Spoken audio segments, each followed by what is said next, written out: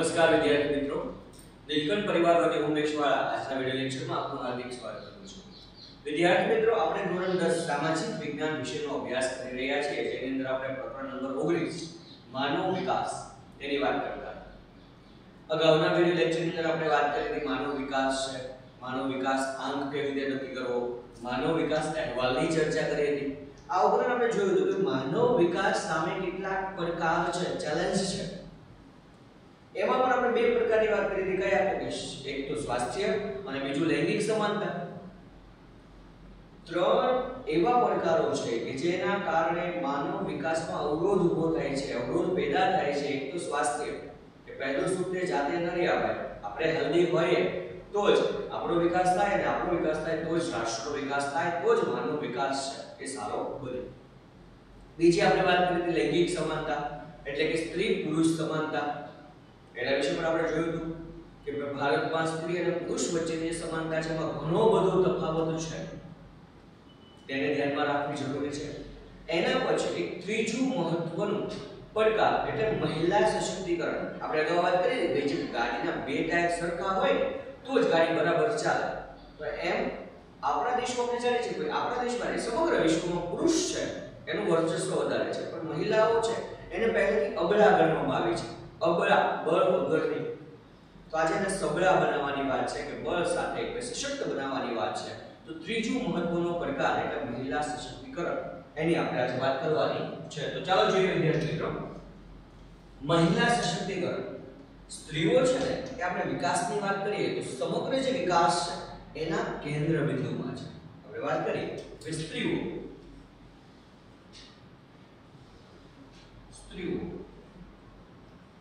સમગ્ર વિકાસ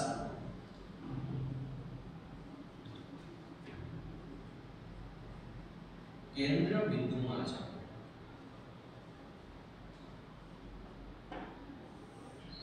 કે ભાઈ કેમ સમગ્ર વિકાસના કેન્દ્ર બિંદુમાં છે આપણે જાણીએ છીએ।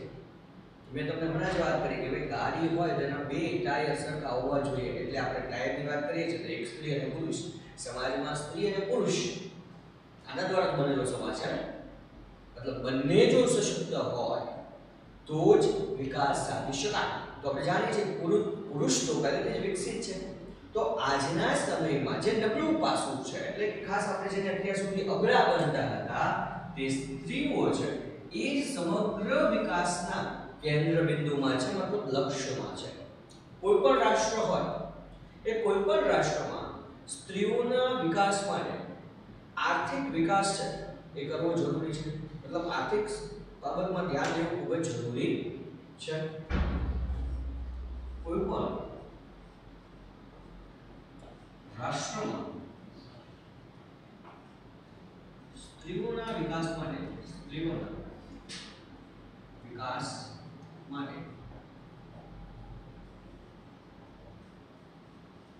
આર્થિક વિકાસ,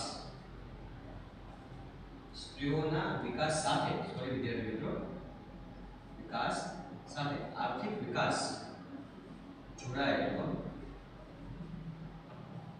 છે। કોઈ પણ રાષ્ટ્રમાં સ્ત્રીઓના વિકાસ સાથે આર્થિક વિકાસ, એનો આર્થિક વિકાસ થશે ત્યારે જ એનો આપણે કહી શકાય કે સ્ત્રીઓનો વિકાસ પણ થઈ શકે, અથવા તો મહિલા સશક્ત બની શકે।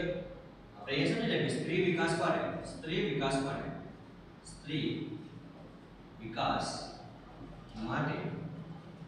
આર્થિક સ્વતંત્રતા અનિવાર્ય છે।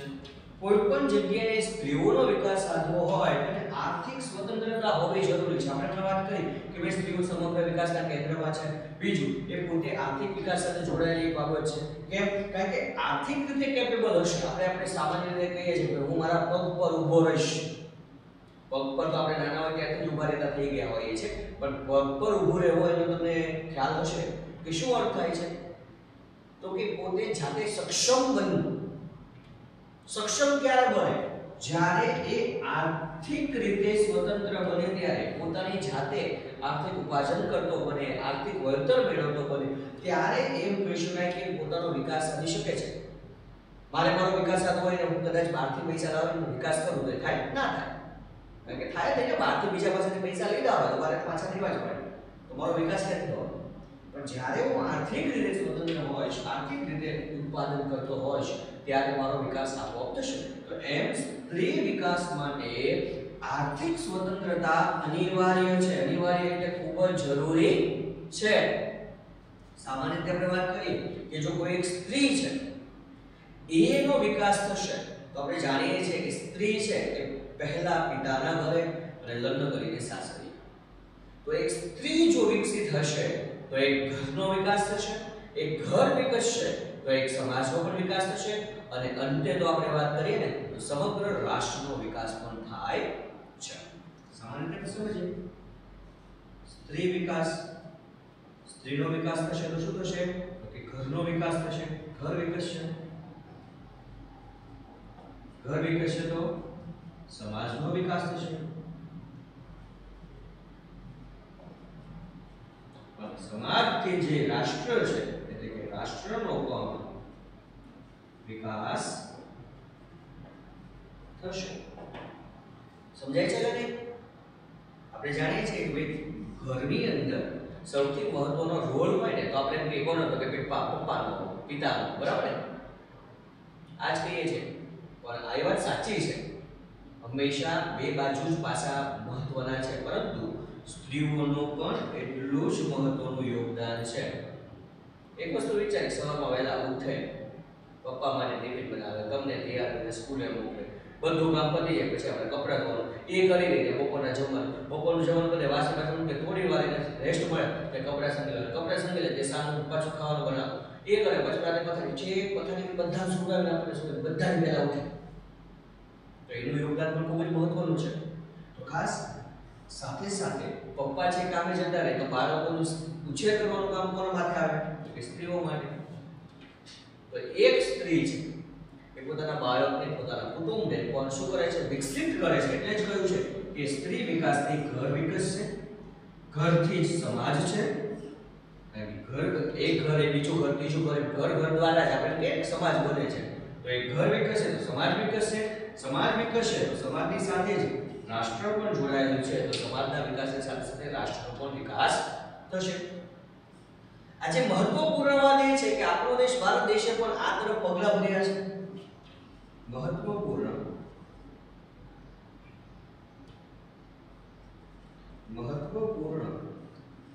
વાત એ છે કે આજે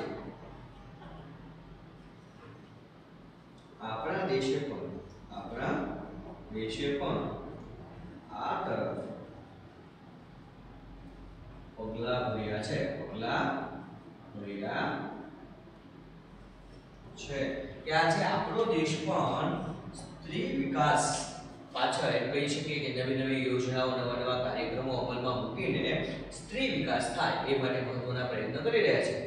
આજે તો આપણે વાત કરીએ તો આપણા દેશની અંદર ઘણા બધા મહત્વના ઊંચા હોદ્દાઓ પર સ્ત્રીઓએ પોતાનું યોગદાન આપ્યું છે. જેમ કે આપણે વાત કરીએ તો દેશમાં વડાપ્રધાન તરીકે ખ્યાલ છે ને, ઇન્દિરાબેન ગાંધી સ્ત્રી જ હતા અને વડાપ્રધાન તરીકે એમણે કામ કર્યું. ત્યારબાદ આપણે વાત કરીએ કે રાષ્ટ્રપતિ તરીકે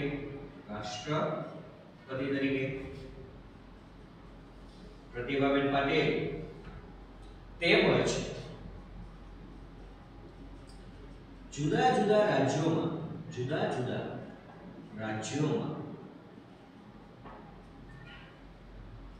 મહિલા મુખ્યમંત્રી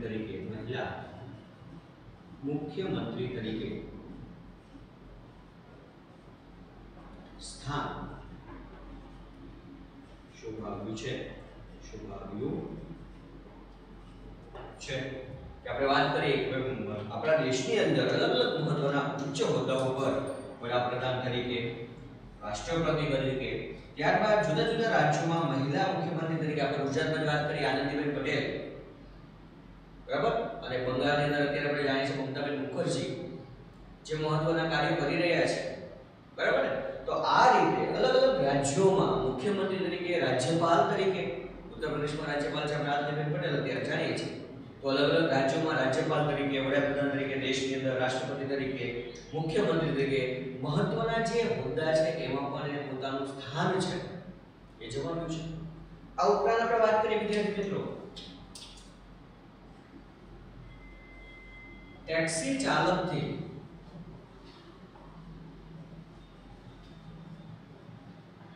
પાયલટ સુધીની સફર મહિલાઓએ કાપી છે. એક ટેક્સી ચલાવવાથી માંડીને પાયલટ એટલે વિમાન ચલાવવા સુધીના કાર્યો છે એ કોણે પૂર્ણ કર્યા છે? મહિલાઓએ કર્યા છે. આ ઉપરાંત આપણે કહીએ તો કે સમાજ સેવા, સાહિત્ય, રમત-ગમત ક્ષેત્રે,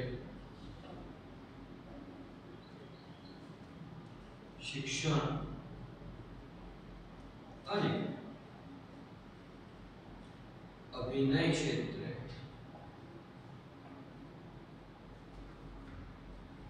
મહિલાઓને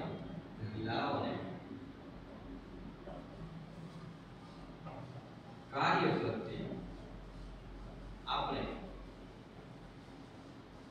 ટીવી અને ન્યૂઝ ચેનલમાં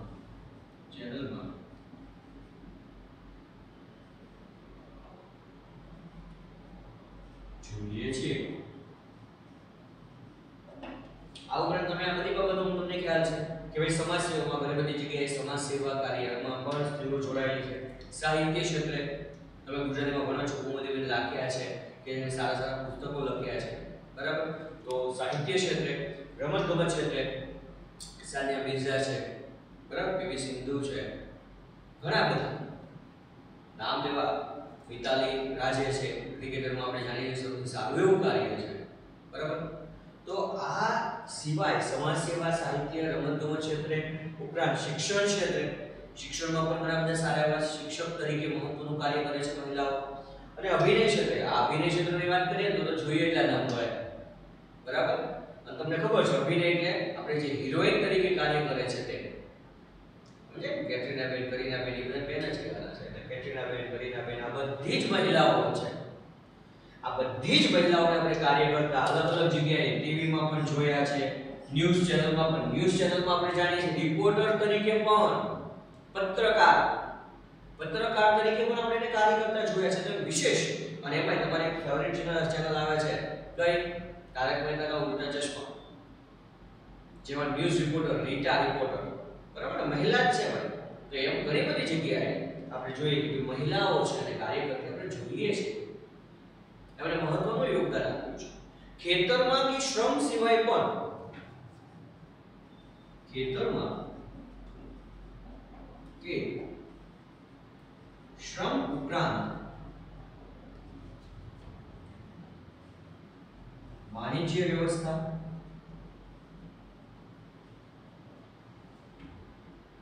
સંદેશા વ્યવહાર તેમજ વ્યક્તિગત કાર્યોમાં શિક્ષણ, તાલીમ અને કૌશલ્યને આધારે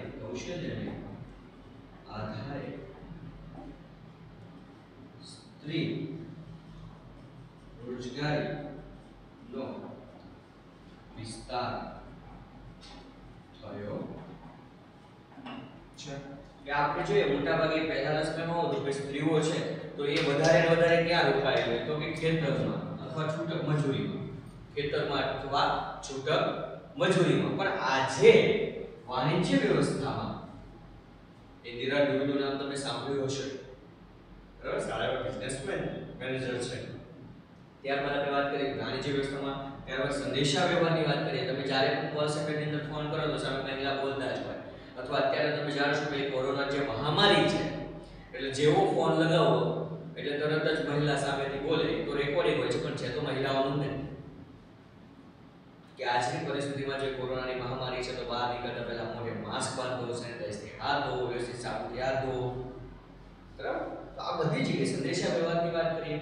તેમજ વ્યક્તિગત કાર્યોમાં પણ એમ કહી શકાય પોતાના શિક્ષણ, તાલીમ અને કૌશલ્યના આધારે કહી શકાય કે સ્ત્રી રોજગારનો વિસ્તાર થયો છે, સ્ત્રી રોજગારી વધી છે. મતલબ એમ કહી શકાય મહિલાઓ ધીરે ધીરે પોતાના પગ ઉપર ઊભી થવા લાગી છે. આપણે હમણાં શરૂઆતમાં જ કીધું હતું પોતાના પગ ઉપર ઊભું રહેવું, તો ધીરે ધીરે સશક્ત બની રહી છે. પરંતુ હજી ઘણી મંઝલ કાપવાની બાકી છે, કે હજી પણ ઘણા બધા પ્રયત્નો કરવાની જરૂરિયાત છે. હજી પણ આપણે ઘણા બધા પ્રયાસો છે એ મહિલા સશક્તિકરણ માટે કરવા પડશે. સરકાર એટલે બધી યોજનાઓ છે, કાર્યક્રમો છે, એને અમલમાં મૂકવી પડશે અથવા તેનો અમલ હાથ ધરવો પડશે. આના પછી આપણે વાત કરીએ વિદ્યાર્થી મિત્રો મહિલા કલ્યાણકારી યોજનાઓ.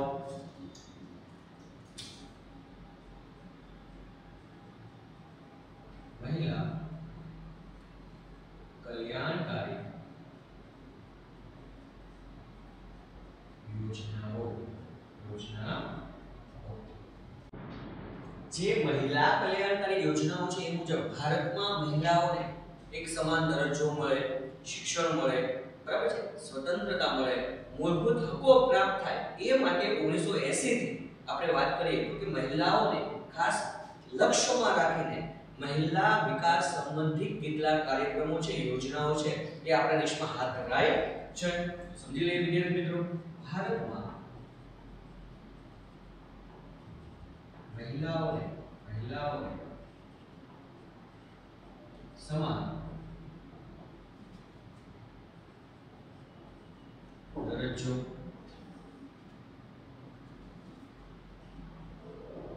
શિક્ષણ, સ્વતંત્રતા અને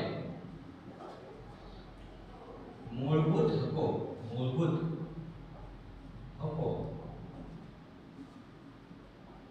પ્રાપ્ત થાય તે માટે 1980 થી મહિલાઓને લક્ષ્યમાં લઈને મહિલાઓને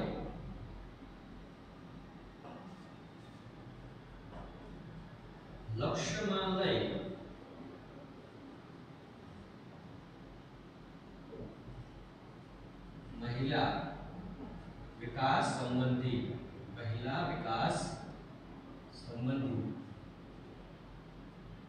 સંબંધી અનેક કાર્યક્રમો અને યોજનાઓ હાથ ધરાઈ કે ખાસ ભારતની અંદર આપણે વાત કરીએ તો મહિલાઓને સમાન દરજ્જો પ્રાપ્ત મળે. મતલબ સમાન એટલે ઇક્વલ, એક સરખો. જેમ કે આપણે જાણીએ છીએ કે અત્યાર સુધી પિતાની મિલકતની અંદર માત્ર તેના પુત્રને જ હક હતો, બરાબર છે. એમાં આપણે જાણીએ છીએ કે સરકારે કાયદો સુધારીને શું કર્યું તો કે પિતાની મૃત્યુ બાદ જેટલો પુત્રનો હક છે એટલો જ પુત્રીનો પણ હક છે પિતાની મિલકતમાં. આજના છાપામાં તમે જો આજના ગઈકાલના ન્યૂઝપેપરમાં તમે વાંચો કે પિતાના હયાતીમાં પણ પુત્ર જેટલો જ હક પુત્રીને પણ છે. આ કાયદો કર્યો છે, મતલબ ઇક્વાલિટી, સમાન દરજ્જો, બરાબર, સ્ટેટસ એક સરખું હોવું જોઈએ. આગળ વાત કરીએ શિક્ષણમાં આપણે જાણીએ છીએ કે સ્ત્રીઓની અંદર શિક્ષણમાં વધારો થાય એટલા માટે શિષ્યવૃત્તિ છે, પછી દૂર જવાનું હોય તો સાયકલ જેવી યોજનાઓ છે, મફત પાઠ્યપુસ્તક છે, ગણવેશ છે, આવી ઘણી બધી સહાયો પૂરી પાડવામાં આવે છે. ત્યારબાદ દૂર જગ્યાએ જવાનું હોય તો એસટી બસની ફ્રીમાં, બરાબર, વગેરે. સ્વતંત્રતા એ પોતાના પગભર બની શકે, પોતાને જાતે વ્યવસાયમાં ભાગ લઈ શકે એટલા માટે અલગ અલગ કોર્સિસ, સીવણ ક્લાસના હોય, બ્યુટી પાર્લર ના હોય કે જે પોતાની જાતે અથાણા કે કોઈ પણ ગૃહ ઉદ્યોગ શરૂ કરવો હોય તો એના માટે એટલે પોતાની જાતે સ્વતંત્ર બની શકે ઉપરાંત એને મૂળભૂત હકો છે એ પ્રાપ્ત થાય એ હેતુથી 1980 થી મહિલાને લક્ષ્યમાં લઈને એને કેન્દ્રમાં રાખીને મહિલા વિકાસ સંબંધી ઘણા બધા કાર્યક્રમો અને યોજનાઓ છે એને હાથ ધરવામાં આવ્યા છે આગળ વાત કરીએ વિદ્યાર્થી મિત્રો 1992 માં મહિલા રાષ્ટ્રીય આયોગની સ્થાપના થઈ આપણે જાણીએ છીએ કે 1992 માં મહિલા રાષ્ટ્રીય આયોગની તમને પ્રશ્ન પૂછાઈ શકે કે મહિલા રાષ્ટ્રીય આયોગની સ્થાપના ક્યારે થઈ તો 1992 માં એવી રીતે આપણે વાત કરીએ કે મહિલા રાષ્ટ્રીય નીતિ જે છે 2001 મુજબ મહિલા રાષ્ટ્રીય નીતિ મહિલા રાષ્ટ્રીય નીતિ 2001 મુજબ મહિલા અને બાળ વિભાગ દ્વારા સામર્થ્ય નિર્માણ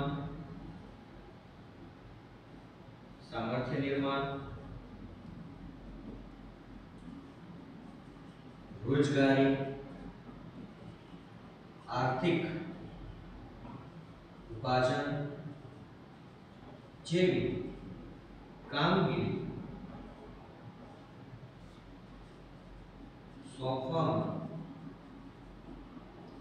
આવી છે કે મહિલા રાષ્ટ્રીય નીતિ 2001 મુજબ ખાસ તમારે અહીંયા સારી યાદ રાખવાની છે કે મહિલાના વિકાસ સંબંધિત કાર્યક્રમો અને યોજનાઓ ક્યારે અમલમાં મૂકવામાં આવી તો 1980 માં કારણ કે એને લક્ષ્યમાં લઈને ખાસ તમને એમ પણ પૂછાય કે ભાઈ મહિલાઓને લક્ષ્યમાં લઈને ક્યારે મહિલા વિકાસ સંબંધી કાર્યક્રમો અને યોજનાઓ હાથ ધરાય છે તો 1980 થી શરૂ કરવામાં 1980 થી શરૂ કરવામાં આવી છે બરાબર ત્યારબાદ મહિલા રાષ્ટ્રીય આયોગની સ્થાપના ક્યારે થઈ તો 1992 માં મહિલા રાષ્ટ્રીય નીતિ ક્યારે જો અહીંયા મહિલા રાષ્ટ્રીય આયોગ છે જે મહિલાઓના વિકાસ સંબંધિત કાર્યક્રમો છે યોજનાઓ ઘડે છે અને મહિલા રાષ્ટ્રીય નીતિ એટલે કાયદો બરાબર તો મહિલા રાષ્ટ્રીય નીતિ 2001 મુજબ મહિલા અને બાળ વિભાગ છે એના દ્વારા કે મહિલાઓ છે સામર્થ્ય નિર્માણ પોતાની અંદર એ પોતે કેપેબલ બને સક્ષમ બને એ રોજગારી પ્રાપ્ત કરી શકાય આર્થિક ઉપાર્જન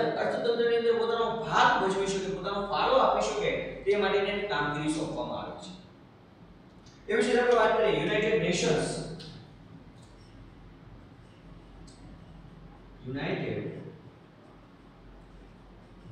છે 1975 ના વર્ષને મહિલા વર્ષ તરીકે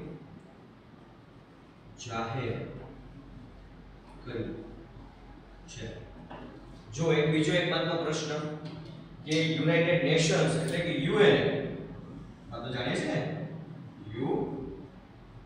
છીએ ને યુનાઇટેડ નેશન્સ એ 1975 ના વર્ષને કયા વર્ષને 1975 ના વર્ષને મહિલા વર્ષ જાહેર કર્યું છે જો તમને એવો પ્રશ્ન પૂછાય કે યુનાઇટેડ નેશન્સે કયા વર્ષને મહિલા વર્ષ તરીકે જાહેર કર્યું છે તો 1975 એટલે કે 1975 અથવા એમ પ્રશ્ન પૂછાય કે યુનાઇટેડ નેશન્સે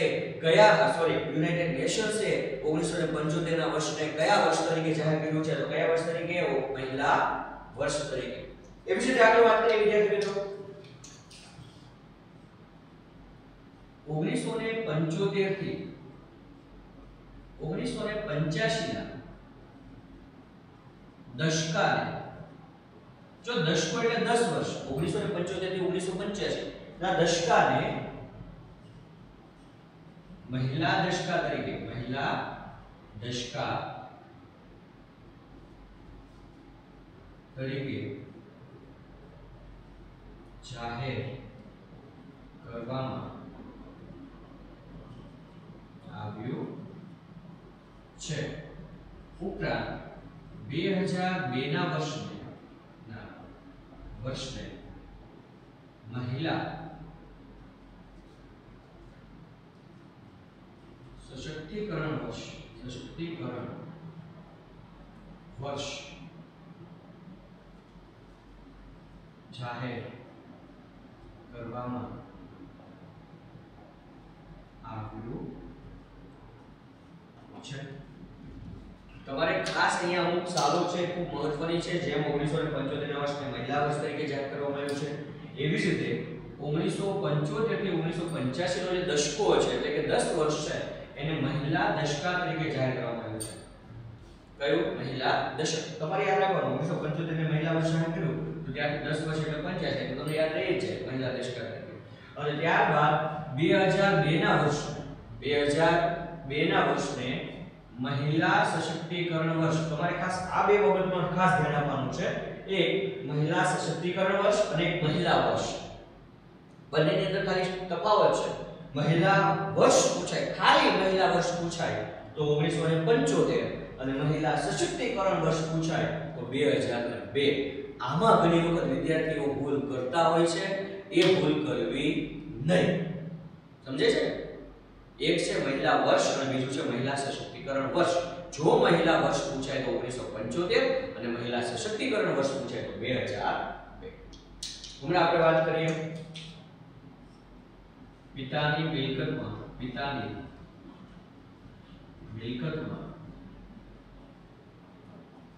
પુત્રીને સમાન હક પ્રાપ્ત થયો છે। હમણાં જ આપણે વાત કરી કે પિતાની મિલકતની અંદર પુત્રીને પણ કદાચ પિતા પાસે ઉદાહરણ છે કે 1 લાખ રૂપિયા હોય તો કાયદેસર રીતે 4 પુત્ર હોય તો 2 સમજી લે પુત્ર ને પુત્રી છે। આપણે અહીંયા બેરોજ કાયદો છે, અમે બે અમારા બે, પણ ઘણાને કદાચ ખ્યાલ નથી કે અમે બે અમારા લાઈન ક્રિકેટ ટીમ એની વાત નથી કરતા, પણ આપણે અહીંયા વાત કરીએ ખાસ પુત્ર અને પુત્રી હોય અને પિતા પાસે 1 લાખ રૂપિયા છે તો કાયદાકીય રીતે પુત્રી છે એ અડધો હિસ્સો એટલે કે 50,000 ની માલિક બની શકે છે। સમજે છે નહીં? આ ખૂબ જ મહત્વની બાબત છે। પણ એક બાબત એ મારે તમને સમજાવી છે મહિલા સશક્તિકરણની વાત કરીએ છીએ ત્યારે કે પુરુષ તરીકે આપણે ક્યારેય આપણો હક છોડતા નથી, પણ પુત્રી તરીકે એ આપણે જાણીએ છીએ કે આપણા દેશની જે નારી છે, મહિલા છે, એ પોતાનો હકનો દાવો હજી સુધી કરતી નથી। કરે છે, બહુ વધારે એજ્યુકેટેડ હોય ભણેલા હોય કરે છે, પણ આપણે એની વાત નથી કરતા। અહીંયા ખાસ મહિલાઓની જે એક મહત્વની બાબત છે એની વાત કરીએ છીએ આપણે। કોઈની સાથે આપણે કોઈ ખરાબ બાબત વાત નથી કરતા, માત્ર સમજવાનું કે એક સ્ત્રી છે એ એમાં પણ એક પરિવારને સાચવવામાં પણ મહત્વનું યોગદાન આપે છે। પોતાનો હિસ્સો જતો કરીને પણ એ પોતાના ઘરને આપણે એમ કહીએ કે ટકાવવાનું કાર્ય કરે છે। તો અહીંયા આપણે વાત કરી કે પિતાની મિલકતમાં પુત્રીને સમાન હક પ્રાપ્ત થયો છે। ગઈકાલના ન્યૂઝપેપરમાં પણ છે, વિશેષ વાત છે જો ગઈકાલનું ન્યૂઝપેપર એટલે તમે કહેશો સાહેબ તમે કયા દિવસની વાત કરો છો?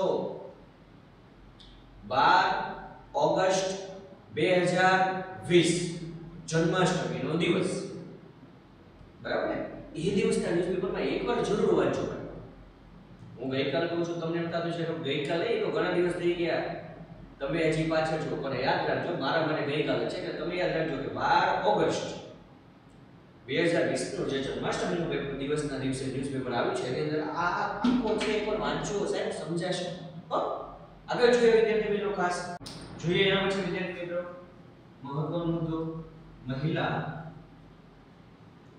શોષણ અટકાવવા અંગેની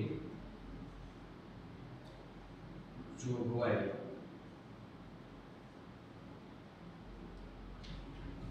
મહિલા શોષણ અટકાવવા અંગેની જોગવાઈ। આપણે ત્યારે મહિલા સશક્તિકરણની વાત કરીએ છીએ, એ સમયે મહિલાઓનું શોષણ થતું હોય તો અટકાવવું ખૂબ જરૂરી છે।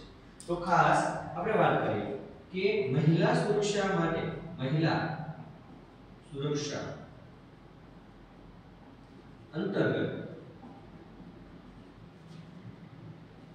હિંસાથી અને પીડિત મહિલાઓના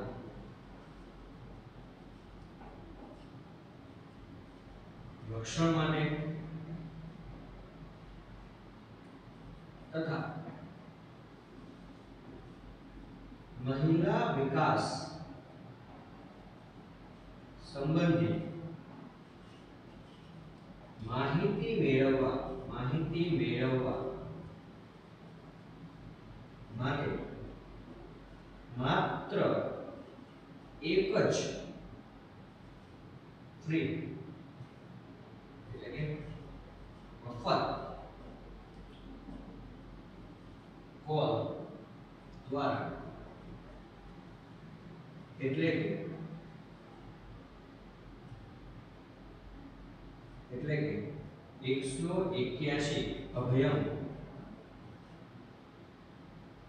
181 અભયમ સેવા સમગ્ર ગુજરાતમાં શરૂ કરવામાં આવી છે કે જો મહિલા સુરક્ષા અંતર્ગત એટલે કે મહિલાઓની સુરક્ષા માટે ખાસ વાત કરીએ કે મહિલાઓની સુરક્ષા માટે કે ભાઈ એને હિંસાથી બચાવવા માટે અથવા તો એને પીડિત કે ભાઈ કોઈ શોષણ થતું હોય કોઈ પણ પ્રકારે એમ કે જાતીય શોષણ હોય શારીરિક માનસિક શોષણ હોય એ પીડિત મહિલાઓના રક્ષણ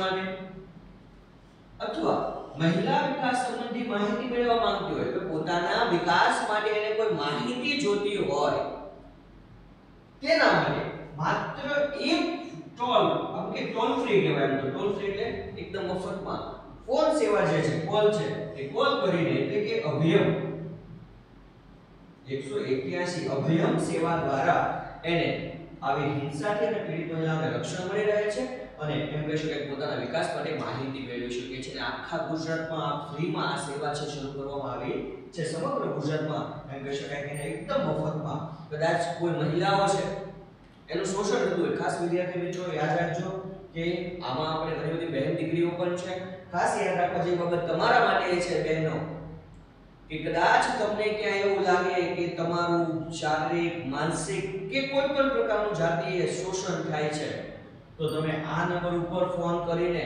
તમારા માટે રક્ષણની માંગણી કરી શકો છો તમારે કોઈ માહિતી જોતી હોય તો તમે આ નંબર ઉપરથી માહિતી મેળવી શકો છો 181 તમારે નંબર યાદ રાખવાનો અને 181 નંબર ઉપર એટલે કે અભયમ જે સેવા શરૂ કરવામાં છે અભયમ એટલે કે આપણે જાણીએ છીએ ને ભય વગરનું તો આ સેવા દ્વારા દેશની અંદર ઘણી બધી મહિલાઓને હિંસા અને પીડા જેને શોષણ થતું હોય એ શોષણમાં એને રક્ષણ આપવામાં આવ્યું છે તો ખાસ તમને બોર્ડની પરીક્ષાની અંદર ઘણી વખત વિદ્યાર્થી મિત્રો એક બાબત યાદ રાખવા જેવી છે કે તમને આ પ્રશ્ન પૂછે કે અભયમ યોજના શું છે સમજે છે કે નહીં તમને આ પ્રશ્ન પૂછે તો તમારે આ એક ફકરો લખવાનો છે અને એની અંદર એ પણ લખવાનું છે કે કોઈ પણ પ્રકારના શારીરિક માનસિક જાતીય સતામણી થતી હોય તો તેવી સતામણી સામે 181 એટલે કે અભયમ યોજના દ્વારા જાતીય રક્ષણ મળે છે અથવા તો એને બચાવવામાં આવે છે એનું રક્ષણ પૂરું પાડવામાં આવે છે અને આ સેવા છે જો આ 24 × 7 મતલબ 24 કલાક ને 7 દિવસ કાયમ ચાલુ છે હો ભાઈ એવું નહીં કે 12 વાગે તમારો કોલ ન લાગે અઠવાડિયાના સાથે સાથ દિવસ અને દિવસના 24 કલાક આ સેવા શરૂ છે તો આ એક ખૂબ જ મહત્વનો મુદ્દો ત્રણ મુદ્દા બન્યા એક તો પહેલી મહિલાઓને હિંસા અને પીડામાંથી રક્ષણ મેળવવા માટે માહિતી મેળવવા માટે એક અભિયાન સેવા કાર્ય શરૂ કરવામાં આવી છે જે શારીરિક માનસિક જાતીય સતામણી સામે રક્ષણ આપે છે અને ત્રીજું કે દિવસના 24 કલાક અને સાથે 7 દિવસ છે એ આ સેવા પૂરી પાડે છે અને સમગ્ર ગુજરાતમાં આ સેવાને શરૂ કરવામાં આવી છે સમજે છે કે નહીં ઓકે આ મુદ્દો થઈ ગયો ચાર મુદ્દા બની ગયા આપણે આરામથી બોર્ડની અંદર આના જવાબ લખી શકીએ અને પાકું કરવાની જરૂર નથી ભાઈ આવડી જ જાય બરાબર આગળ વાત કરીએ વિદ્યાર્થી મિત્રો જે ગરીબ મહિલાઓ છે એ ગરીબ મહિલાઓને ન્યાય મળી રહે તે માટે નારી અદાલતોની સ્થાપના કરવામાં આવી છે ખાસ યાદ રાખજો વિદ્યાર્થી મિત્રો ગરીબ મહિલાઓને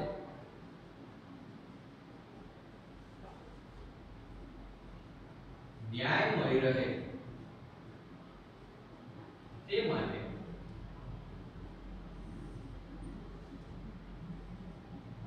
નારી અદાલતોની સ્થાપના કરવામાં આવી છે। કે ખાસ અહીંયા ધ્યાન આપો વિદ્યાર્થી મિત્રો કે મહિલા જે ગરીબ મહિલાઓ છે અને સમાન રીતે આપણે જાણીએ છીએ કે ન્યાય મેળવવાની પ્રક્રિયા ખૂબ અઘરી છે અને એમાં કાયદાકીય પ્રક્રિયા હોવાના કારણે ઘણી વખત ખર્ચ થતો હોય તો ઘણી વખત ગરીબ મહિલાઓને ન્યાય ન મળે તો એના માટે ખાસ નારી અદાલતો છે એની સ્થાપના કરવામાં આવી છે। આ ઉપરાંત મહિલાઓને સામાજિક कानूनी के रोजगार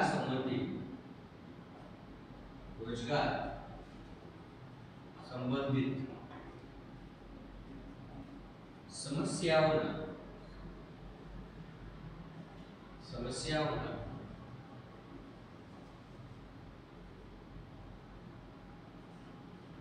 निवारण अर्थे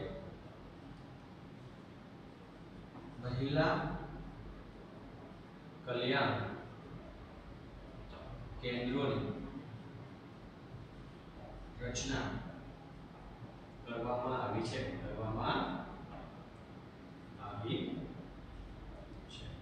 ખાસ વિદ્યાર્થી મિત્રો કોઈ મહિલાઓ છે એમને સામાજિક કે સમાજની અંદરના લગતા પ્રશ્નો હોય સમસ્યા હોય કોઈ કાયદાકીય પ્રશ્ન હોય કાયદાકીય સમસ્યા હોય કે રોજગારને લગતી સમસ્યાઓ હોય તો એના નિવારણ અર્થે એટલે એનું નિવારણ થાય એનો ઉકેલ આવે તે માટે ખાસ મહિલા કેન્દ્રોની રચના કરવામાં આવી છે। શેની રચના કરવામાં આવી છે? મહિલા કેન્દ્રોની કે જેના દ્વારા વિદ્યાર્થી મિત્રો મહિલા કલ્યાણ કેન્દ્રોની રચના કરવામાં આવી છે કે જેથી મહિલાઓનું કલ્યાણ થાય એ હેતુસર આ જે કેન્દ્રો છે એ મહિલાઓને સામાજિક સમસ્યા હોય કાનૂની હોય કે રોજગાર સંબંધિત સમસ્યા હોય તેનો ઉકેલ લાવવા માટે અથવા તો તેની જે જરૂરિયાતો છે પૂરી પાડવા માટે ઘણી બધી મદદરૂપ બને છે। આ ઉપરાંત આપણે આગળ વાત કરીએ વિદ્યાર્થી મિત્રો હમણાં મેં તમને કહ્યું કે આજે મહિલાઓના શારીરિક मानसिक के जातीय शोषण सामे रक्षण माटे सरकार जागृत बनी છે। ભાઈ મહિલાઓનું શારીરિક એટલે કઈ રીતે વિદ્યાર્થી મિત્રો કે ભાઈ એને કોઈ પ્રકારનું છેડછાડ કરવી એના શરીરના કોઈ ભાગ ઉપર સ્પર્શ કરવો આ એક શારીરિક છેડછાડ છે ને એ એક પ્રકારનો એ સતામણી છે।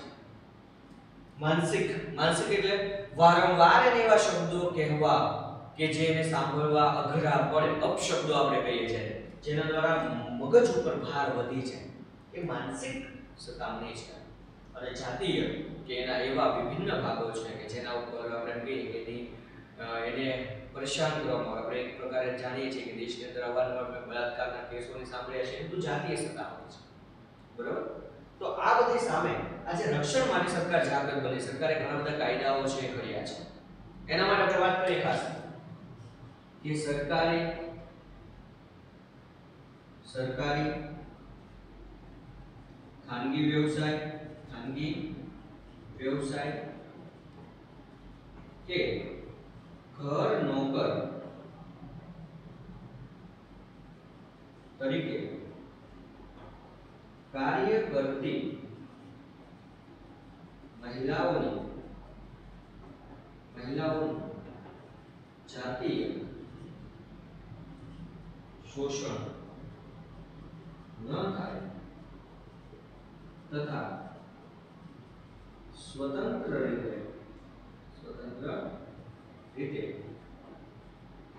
कार्य કરી શકે તે હેતુસર સંસદે કાયદો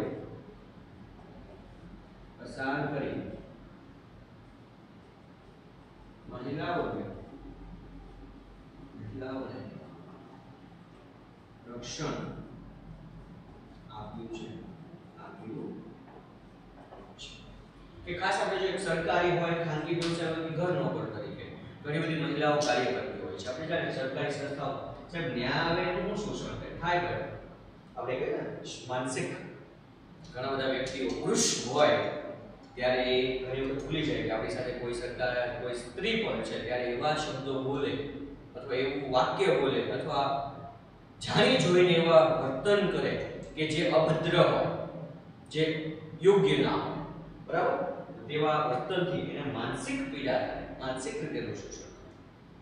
ખાનગી વ્યવસાય હોય મતલબ ખાનગી ગમે તે કંપનીઓ હોય તેમાં કે ઘર નોકર તરીકે કાર્ય કરતી મહિલાઓને જાતીય શોષણ ન થાય, કામકાજ વખતે એને હેરાન પરેશાન કરવામાં ન આવે અને તે સ્વતંત્ર રીતે પોતાનું કાર્ય કરી શકે, પોતાના પગ પર ઊભી રહી શકે તે હેતુસર સંસદે કાયદો પસાર કરીને મહિલાઓને રક્ષણ છે એ આપ્યું છે, બક્ષ્યું છે કે જેથી કરીને મહિલાઓ પોતાની જાતે જ સશક્ત બની શકે, મહિલા પોતાના એમ કહી શકાય પોતાની આવડત છે, ક્ષમતા છે એને વધારે વિકસાવી શકે અને તેનો વિકાસ થાય તે માટે સરકારે કેટલીક મહત્વની યોજનાઓ છે, કાર્યક્રમો છે એને અમલ હાથ ધર્યો છે. તો ખાસ વિદ્યાર્થી મિત્રો આજના વિડિયો લેક્ચરની અંદર આપણે જે ત્રીજી એક સમસ્યા હતી એમ કહી શકાય પડકાર કહી શકાય જે માનવ વિકાસ સામે મહત્વનો પડકાર છે તેને અંગે ધ્યાનમાં રાખીને આપણે કેટલીક મહત્વની વાત કરી જેમાં મહિલા સશક્તિકરણ, તેને લગતી કલ્યાણકારી યોજના અને સૌથી મહત્વનો મોસ્ટ આઈએમપી સવાલ ઘણી વખત બોર્ડની અંદર પૂછાય છે અભયમ યોજના એટલે શું? તો આની આજે આપણે ચર્ચા કરી. આગલા વિડિયો લેક્ચરની અંદર પણ આપણે મહિલાઓને ધ્યાનમાં રાખીને જ કેટલીક ગુજરાત સરકારે જે કેટલાક આપણે કહીએ કે એના માટે કાયદાઓ કર્યા છે અથવા તેના માટે કેટલીક મહત્વની યોજનાઓ હાથ ધરી છે તેના વિશે વાત કરવાની છે.